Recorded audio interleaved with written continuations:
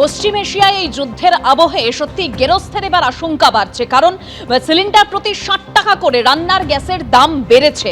একটি cylinder booking করলে 25 দিনের আগে করা যাবে না আরেকটি সিলিন্ডারের বুকিং। শনিবার থেকে ঘরোয়া এবং বাণিজ্যিক রান্নার গ্যাসের দাম বাড়ানো হয়েছে। ঘরোয়া রান্নার গ্যাসের দাম 1 লাফে বেড়েছে সিলিন্ডার প্রতি 60 টাকা। কলকাতায় রান্নার গ্যাসের দাম বেড়ে হয়েছে 939 টাকা, আর 19 কেজির যে বাণিজ্যিক রান্নার গ্যাস তার দাম বেড়েছে সিলিন্ডার প্রতি 114.50 টাকা। অর্থাৎ বাণিজ্যিক রান্নার গ্যাসের দাম বেড়ে হলো 1990 টাকা।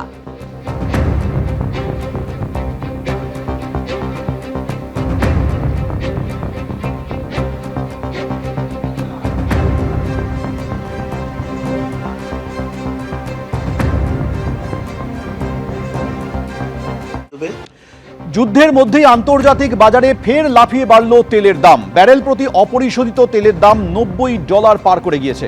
2020 এপ্রিলের পর আন্তর্জাতিক বাজারে সবথেকে দামি অপরিশোধিত তেল। আন্তর্জাতিক বাজারে ব্যারেল প্রতি তেলের দাম ছুঁতে পারে $125।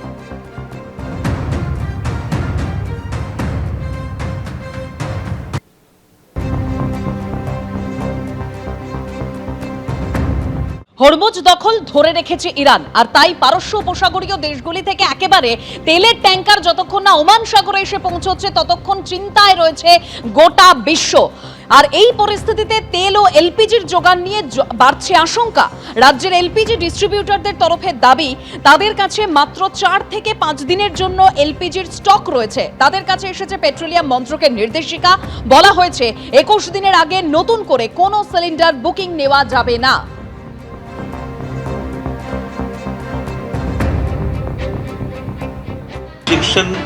শুরু হয়ে গেছে, বড় বড় কাস্টমারদেরকে সাপ্লাই এখন আর দেওয়া হচ্ছে না।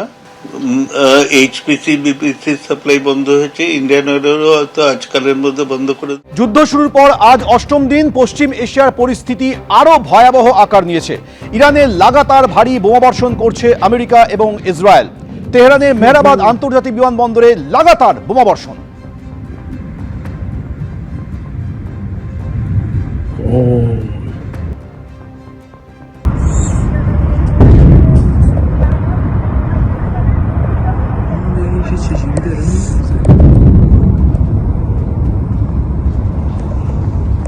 ইরানের সঙ্গে আমেরিকা ইসরায়েলের যুদ্ধে কি পরোক্ষে জড়িয়ে পড়ল রাশিয়া? হোয়াইট হাউসের তরফে দাবি করা হচ্ছে যে ইরানকে গোয়েন্দা তথ্য দিয়ে হামলায় সাহায্য করছে পুতিন প্রশাসন। গোয়েন্দা তথ্য দিয়ে রাশিয়া যুদ্ধে সাহায্য করছে ইরানকে ওয়াশিংটন পোস্টের রিপোর্টে উল্লেখ করা হয়েছে। ধারাবাহিকভাবে আমেরিকা সম্পর্কে গোয়েন্দা তথ্য দিয়ে ইরানকে সাহায্য করছে রাশিয়া। ইরান যাতে নির্দিষ্ট লক্ষ্যে হামলা চালাতে পারে সেই লক্ষ্যেই এই সাহায্য, অভিযোগ আমেরিকার। যদিও ওয়াশিংটনে অবস্থিত রুশ দূতাবাসে এ নিয়ে কোনো প্রতিক্রিয়া পাওয়া যায়নি।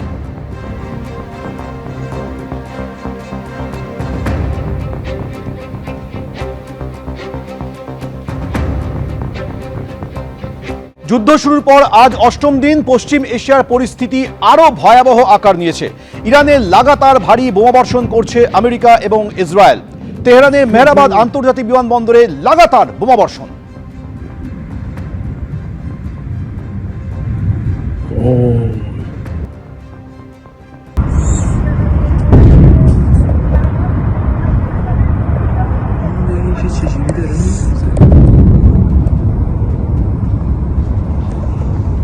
ক্রমশ ভয়ঙ্কর হচ্ছে পশ্চিম এশিয়ার যুদ্ধ পরিস্থিতি। দুবাইয়ে ফের বিস্ফোরণ, আতঙ্কে শহরের বিস্তীর্ণ এলাকা।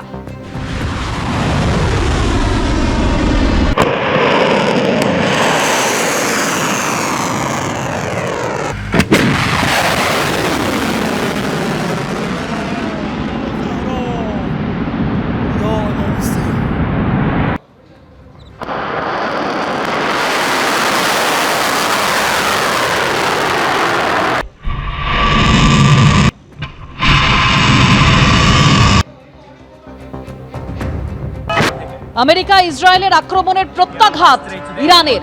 দুবাই এয়ারপোর্টে হামলা চালানো হয়।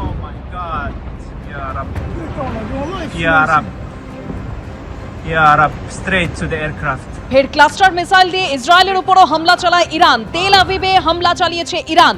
ইরানের মিসাইল হামলায় ব্যাপক ক্ষয়ক্ষতি হয়েছে তেল আভিভে।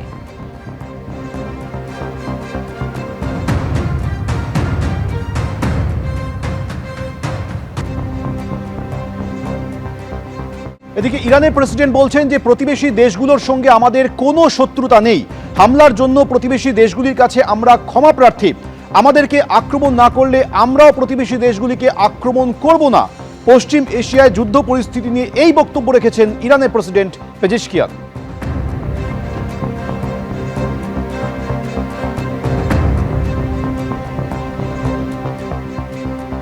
এখন একটা আওয়াজ আসছে ইরানের থেকে, যারা গালফ কান্ট্রিকে অ্যাটাক করবে না, খালি ইসরায়েল এবং আমেরিকাকে অ্যাটাক করবে। এবং যদি এটা হয়ে থাকে যে ওনাদের প্রেসিডেন্ট, আপনি যেটা বলছেন নিশ্চয়ই এটা হয়েছে যে প্রেসিডেন্ট বলেছেন, তাহলে সেটা একটা অন্য দিগন্ত দিচ্ছে। তাহলে ইরান তাদের সমস্ত শক্তি এক জায়গায় করছে, একত্র করছে আমেরিকার জন্য। এবং ইরানের কিন্তু অনেক শক্তি ক্ষয় হয়েছে, কিন্তু জিদ এবং কিছু শক্তি মরণ কামার দেওয়ার জন্য এখনো অবশিষ্ট আছে। এবং সেখানে উদ্যম বা প্রতিঘাত করবার কোনো আমরা মানে দেখতে পাচ্ছি না যে তারা সারেন্ডার করে দেবে এরকম কিছু এক্ষুনি। এবিপি আনন্দ, এগিয়ে থাকে, এগিয়ে রাখে।